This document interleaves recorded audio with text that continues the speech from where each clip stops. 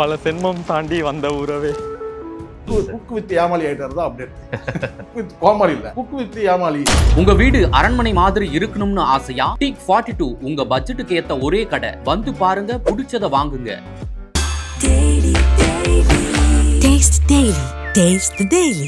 ரீசெண்டா ஒரு குற்றச்சாட்டு வச்சிருக்காங்க. என்ன மாதிரி நிறைய பெண்களோட வந்து பாத்தீங்கன்னா, அப்ப நீங்க ஒழுக்கமா இருக்க வேண்டியது தானே. அவன் தான் பொம்பளை பொறுக்கி தானே. நீங்க சொல்ற மாதிரி கரெக்ட் தான். நீங்க சொல்றீங்க அவர் நேரா வந்து சுத்திக்கிட்டு இருந்து நேரா என்கிட்ட வரல. அப்ப நீ யோக்கியமா இருந்துக்க வேண்டியது தானே. சொல்றாங்க அவங்க வந்து அவங்க மனைவி ஒழுங்கா பாத்துக்கலன்னு சொல்லிட்டு என்கிட்ட வந்தாரு. எல்லாமே இவங்க சொல்றதுதான் சார். எனக்கு இவங்க கொண்டாட்டி சோறே போடுறது இல்லை.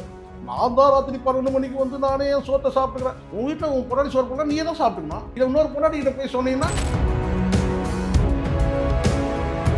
நீங்க லவ் பண்ணிக்கிறீங்களா? நீங்க லவ் பண்ண பொண்ணு வந்து பிரிஞ்சு போய் இன்னொருத்தரை கல்யாணம் பண்ணிக்கின்னு அவளை ஜோடியா போகும்போது அதை நீங்க பார்க்கும் போது அதுக்கு ஒரு தனி இதயம் வேணும். ஏன்னா 55 வயசுல ஒரு கிழமை இப்படி பேசிக்கிறான்னு நினைக்கிறீங்க இல்ல? அது ரொம்ப கொடுமையான சார். ஓய் என்னடி பண்ற பொண்டாட்டி? Miss you, love you. அப்போ சிரஞ்சீவிக்கு வந்து டஃப் கொடுக்குறாரு யாரு? சுமன். அப்ப இவர் வந்து என்ன செய்யறாரு, இங்க தமிழ்நாட்டில் ஒரு பெரிய சாராய அதிபருடைய மகள் கிட்ட வந்து அவர் தப்பா நடந்துக்கிறாருன்ற மாதிரி தெரியுது. அது வந்து எம்ஜிஆர் நடவடிக்கை எடுத்து சிறையில தூக்கி போட்டுறாங்க அவரை. யார? சுமனை. அப்ப வந்து ஆந்திரால வந்து கோயில போய் சிரஞ்சீவி வந்து சாமி கும்பிட்டாராம். யூடியூப் அப்புறம் இன்ஸ்டா எல்லாம் திறந்தாலே ஃபுல்லா இந்த மாதம்பட்டி ரங்கராஜன் அவரை பத்தி தான் போயிட்டு இருக்கு. இந்த இஷ்யூக்கு முன்னாடி கூட நிறைய பேருக்கு தெரியல. இந்த குக்கு வித்து கோமாளியில் இருக்கும்போது கூட தெரியல. ஆனா இப்போ வந்து பாத்தீங்கன்னா எல்லாருமே அவரை போட்டு தான் அடிச்சிட்டு இருக்காங்க. அதுல அப்டேட்லாம் வர வந்திருக்குன்றாங்க. என்னென்ன அப்டேட் வந்திருக்கு சொல்லுங்க சார். குக் வித் ஏமாளி ஆயிட்டாரு தான் அப்டேட். குக் வித் கோமாளி இல்ல, குக் வித் ஏமாளி. ஆனா அவரை பார்த்தா அப்படி தெரியலையே. பார்த்தா தெரியல சார். அவன் சார் ஒண்ணு நல்லா தெரிஞ்சுங்க, அவன் தனிமையில தானே சார் அவன் நிலைமை என்னன்னு தெரியும். வெளி உலகத்துக்கு அப்படி பகட்டா வாழ்ந்துருவானுங்க தான். இப்போ இதெல்லாம் வந்து ஒரு கம்ப்ளைண்ட் ஆகிட்டு இப்போ ஒரு நல்லா புரிஞ்சுங்க, ஒரு பிரபலம் ஆகிட்டாரு. பெருமைக்குரிய பல விஷயங்கள் வந்து பகிர்ந்துக்கும் போது இப்போ அவரை சிறுமைப்படுத்துகிற மாதிரி இல்லை வந்து ஏதோ ஒரு சிக்கல் இருக்கிற மாதிரி இருக்குன்னா மக்கள் பார்வையில் எப்படி இருக்குன்னு பாருங்க. இப்போ நம்ம சொல்கிறோம், இப்போ தொழில் ரீதியாக போட்டிகள் நிறைய இருக்குது சார். இப்போது உங்களுக்கு சின்ன ஒரு உதாரணம் சொல்கிறேன். அண்ணாச்சி வந்து உங்களுக்கு தெரியும், ராஜகோபால் அண்ணாச்சி வந்து சரவணபவன் வந்து அண்ணாச்சி வந்து ஒரு சிக்கலை மாட்டிக்கிறாரு, ஒரு மர்டர் கேஸ்ல மாட்டிக்கிறாரு. அப்போ அதுக்கு அடிப்படை காரணம் என்ன சொன்னாங்கன்னா, அந்த வழக்குக்கு பின்னாடி வந்து ஜெயலலிதா வந்து கல்யாணம் பண்ணும்போது வளர்ப்பு மகன் கல்யாணத்துக்கு வந்து சாப்பாடு கேட்டாங்க, அது தரவே இல்லை. அதுதான் பல காரணங்கள்லாம் சொன்னாங்க தான். அதை தாண்டி ஒரு காரணம் சொன்னாங்க. இன்றைக்கும் கூட அந்த ஹோட்டல் நிர்வாகம் இருக்குது. தொழில் ரீதியான சில நெருக்கடிகளும் அவருக்கு கொடுத்தாங்க. யாருக்கு? தொழில் ரீதியாக ஒரு சில நெருக்கடிகள் வந்து நம்பர் 1ல இருக்கு. ஆமா, நம்பர் 1னா ரெண்டாவது இருக்கக்கூடியவங்க வந்து தொழில் ரீதியாக நெருக்கடி கொடுத்தாங்க அவருக்கு. இந்த வழக்கை வந்து துரிதப்படுத்துறது மறைமுகமா, இதெல்லாம் வந்து பெரிய தொழில்கள்ல இதெல்லாம் நடக்கும். உதாரணத்துக்கு இப்ப சுமன் இருக்கிறார்ல, அவர் வந்து ஒரு கேஸ்ல மாட்டினார் நடிகர் சுமன்.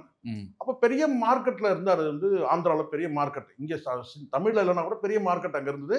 அப்ப சிரஞ்சீவிக்கு வந்து டஃப் கொடுக்குறாரு யாரு? சுமன். போட்டியா. அப்ப இவர் வந்து என்ன செய்யறாரு, இங்க தமிழ்நாட்டில் ஒரு பெரிய சாராய அதிபருடைய மகள் கிட்ட வந்து அவர் தப்பா நடந்துக்கிறாருன்ற மாதிரி அது வந்து எம்ஜிஆர் நடவடிக்கை எடுத்து சிறையில தூக்கி போட்டுறாங்க அவரை. யார? சுமனை. அப்ப வந்து ஆந்திரால வந்து கோயில போய் பிரிண்ட் மீடியால வந்து நான் உங்கள்கிட்ட சொல்றேன், கோயில போய் சிரஞ்சீவி வந்து சாமி கும்பிட்டாராம். என்னன்னு, ஜெயில இருந்து அவன் வரவே கூடாது, எப்படியாவது வந்து ஒரு வருஷம் இருந்தா போதும்.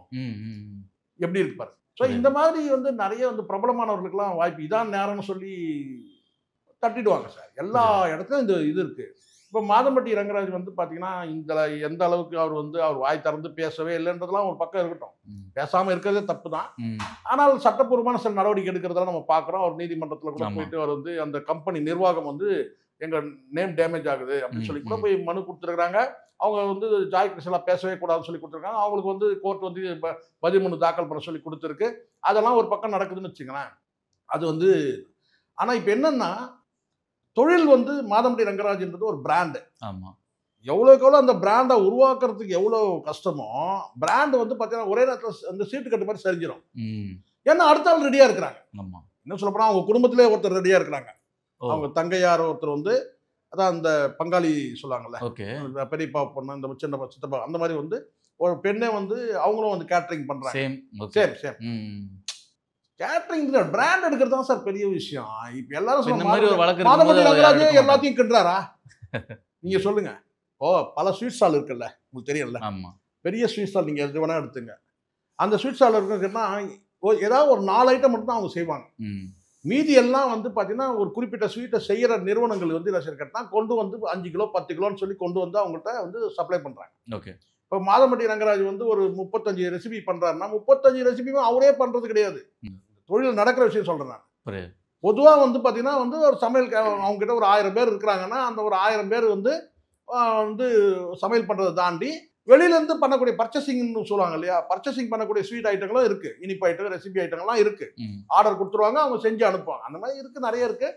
அதனால் எல்லாத்தையுமே மாதம்பட்டி ரங்கராஜ் தான் செய்கிறாருன்றது கிடையாது. ஆனால் ஒரு பிராண்டு, ஒரு அடிப்படையில் வந்து ஒரு சமையல் கலை நிபுணர் அப்படின்ற அந்த நேம்லாம் எடுத்துருக்காங்க. இப்போ அந்த பிராண்ட் வந்து என்ன ஆகுதுன்னா மாதம்பட்டி ரங்கராஜ் விழும்போது அந்த பிராண்டும் சேர்ந்து விழுது இல்லை. இப்போ ரங்கராஜ் விழல, மாதம்பட்டி ரங்கராஜ்ன்ற அந்த பிராண்டு விழும்போது ஒரு பெண்ணால் விழுது அப்படின்போது அதனால தான் நான் ஆரம்பத்திலே நான் சொன்னேன் இதுக்கு பின்னாடி எவ்வளோ சதிகள் கூட இருக்கிறதுக்கான வாய்ப்பு இருக்கு. ஏன்னா வந்து இவன் கிட்டத்தட்ட ஒரு 1000 கோடி பிஸ்னஸ்ன்னு சொல்றாங்க அப்படின்னும் போது இப்போ எல்லாருடைய பார்வையும் இருக்கு. ஏன்னா அவர் வந்து பிரைம் மினிஸ்டர் சமையல் பண்ணவர், முதலமைச்சர் சமையல் பண்ணவர், விஐபினாலே உடனே மாதம்பட்டி ரங்கராஜ் கூப்பிடுங்கன்னு சொல்றாங்க. அந்த மாதிரி ஒரு பேர் இருக்கும்போது இப்போ இந்த குற்றச்சாட்டு வரும்போது அந்த பிராண்டும் சேர்ந்து விடும்போது தொழில் விழுது இல்லை. அவர் நம்பி ஒரு 1000 பேர் இருக்கிறாங்களே, அவர் நம்பி ஒரு 1000 பேர் இருக்கிறாங்க. இப்போ ரஜினிகாந்த் இருக்கிறார் சார், அவர் தான் சினிமாவில் போயிடுறார். அவர் நாளைக்கே நடிக்கிறத நிறுத்திட்டாருன்னு வச்சுக்கலாம், அவர் ஒன்றும் ரோட்டுக்கு வர போகிறது இல்லை. ஆனால் அவர் நம்பி இருக்கிற நிறுவனம் என்ன ஆகும், அவர் படம் எடுக்கிற நிறுவனங்களாக இருக்கட்டும், அவரை நம்பி வந்து பார்த்தீங்கன்னா முதல் போட்டால் ஒரு கிட்டத்தட்ட ஒரு 1000 கோடி பிஸ்னஸ் சினிமாவில் நடக்கிறது. அது என்ன ஆகும், அந்த 1000 கோடி வந்து பார்த்தீங்கன்னா எத்தனை பேருக்கு போகுது. அவர் 200 கோடி சம்பளம் வாங்க போகிறார் தான். ஆனால் அவர் நம்பி வந்து டைரக்டாவோ இன்டைரக்டாவோ எவ்வளோ பெரிய பிஸ்னஸ் இருக்குது.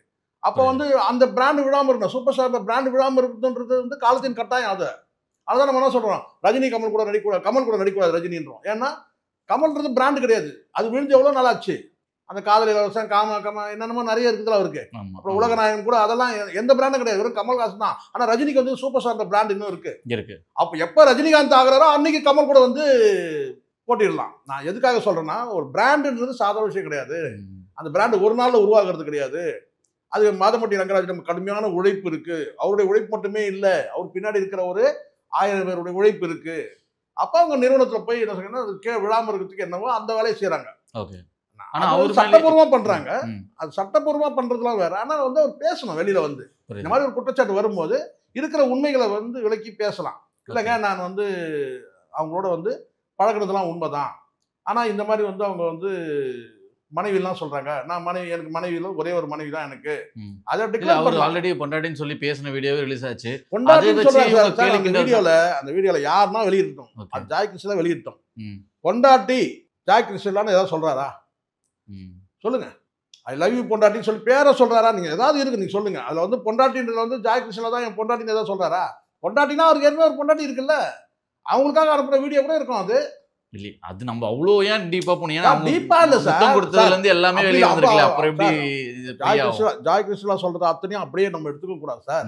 நம்ம வந்து இப்ப கூட ரீசெண்டா ஒரு குற்றச்சாட்டு வச்சிருக்காங்க, என்ன மாதிரி நிறைய பெண்களோட வந்து பாத்தீங்கன்னா. அப்ப நீங்க ஒழுக்கமா இருக்க வேண்டியது தானே, அவன் தான் பொம்பளை பொறுக்கி தானே. நீங்க சொல்ற மாதிரி கரெக்ட் தான். நீங்க சொல்றீங்க அவர் நேரா வந்து சுத்திக்கிட்டு இருந்து நேரா என்கிட்ட வரல, அங்கேருந்து நாமக்கல் வந்தார், நாமக்கல் வந்து சேலம் வந்தார், சேலத்தில் வந்து கிருஷ்ணகிரி போனார், கிருஷ்ணகிரிலேருந்து தருமபுரி வந்தார், தருமபுரியிலேருந்து வேலூர் வந்தார், திருப்பத்தூர் வந்தார், திருப்பத்தூர்லேருந்து வேலூர் வந்தார், வேலூர்லேருந்து பூந்தமல்லி வந்தார், பூந்தமல்லிலேருந்து அப்புறம் நல்லா சொல்லிடுவா. ஏதாவது அவன் பொம்பளை பொறிக்குன்னு சொல்கிறதுக்கு உனக்கு தகுதி இருக்கான்னு கேட்குறேன் நான். அப்போ நீ யோக்கியமாக இருந்துக்க வேண்டியதானே, நீ உன் வாழ்க்கையோட இருந்துக்க வேண்டியதானே.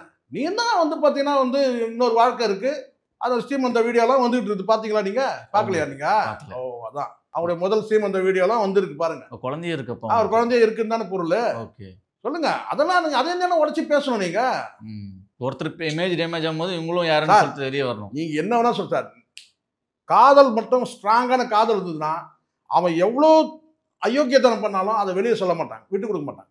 என்ன இருந்தாலும் என் கணவர் விட்டு கொடுப்பாங்களா சார்? கண்டிப்பா. எவ்வளோ கேப் மாதிரிதனம் பண்ணாலும் ஒரு மனைவி என்ன இப்போ நான் கேட்குறேன், ஸ்ருதி பேசுறதுக்கு எவ்வளோ நேரம் வெளியே வந்து பேசுறதுக்கு? 2 பேரையும் உள்ள தள்ளிடலாம் அவங்க நினைச்சாங்கன்னா. யார் 2 பேரையும்? யார் 2 பேரையும்? மாதம்பட்டியும் ஜாய் கிருஷ்ணா 2 பேரையும் அவங்க நினைச்சாங்கன்னா 2 பேரும் ஜெயிலுக்கு போயிடுவாங்க. சட்டம் அப்படி இருக்கு. ஆனா அவங்க 2 பேரும் ஒன்னா தான் வாழ்ந்துட்டு இருக்காங்க.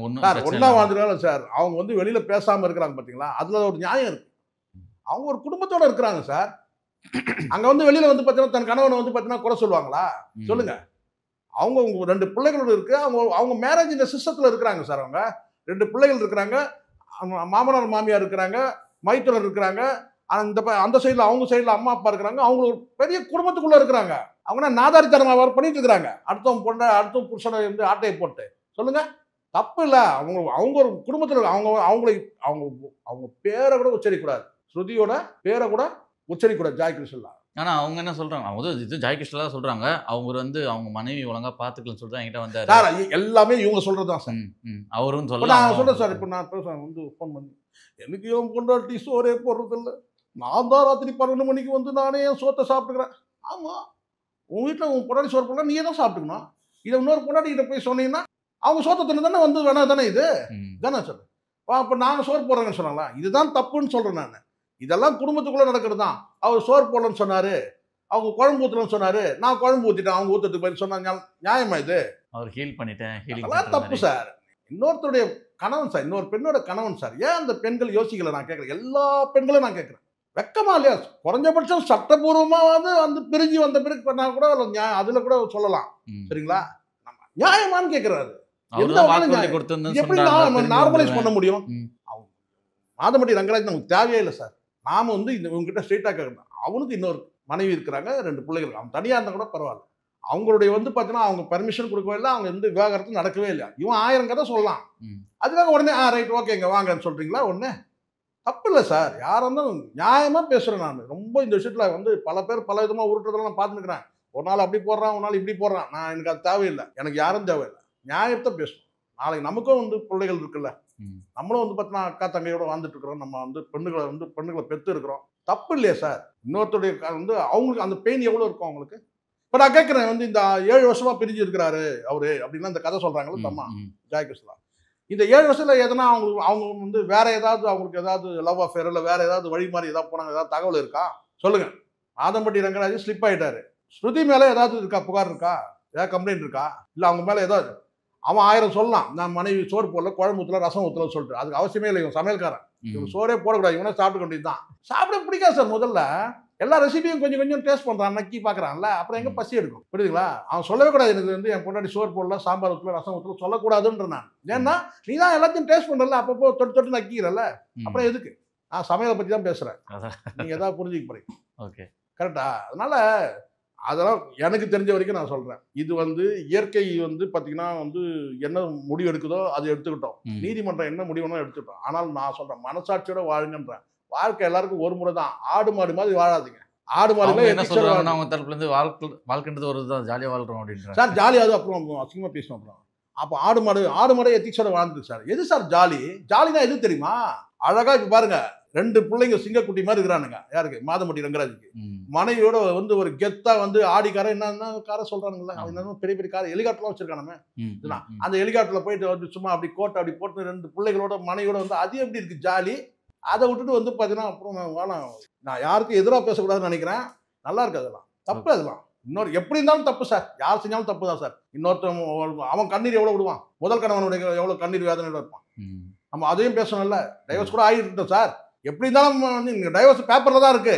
அவனுக்கு எவ்வளோ பெயின் இருக்கும். ஒரு காதலி வந்து இன்னொருத்தருடைய வந்து பார்த்தீங்கன்னா வந்து மனைவியாவோ இல்லை காதலியாவோ போகிறது, அதுக்கு பார்க்கறதுக்கு எவ்வளோ பெரிய சக்தி ஒன்று தெரியுமா? அவன் ஃபீல் பண்ணுறோம் ஜாலியாக. நீங்கள் லவ் பண்ணிக்கிறீங்களா?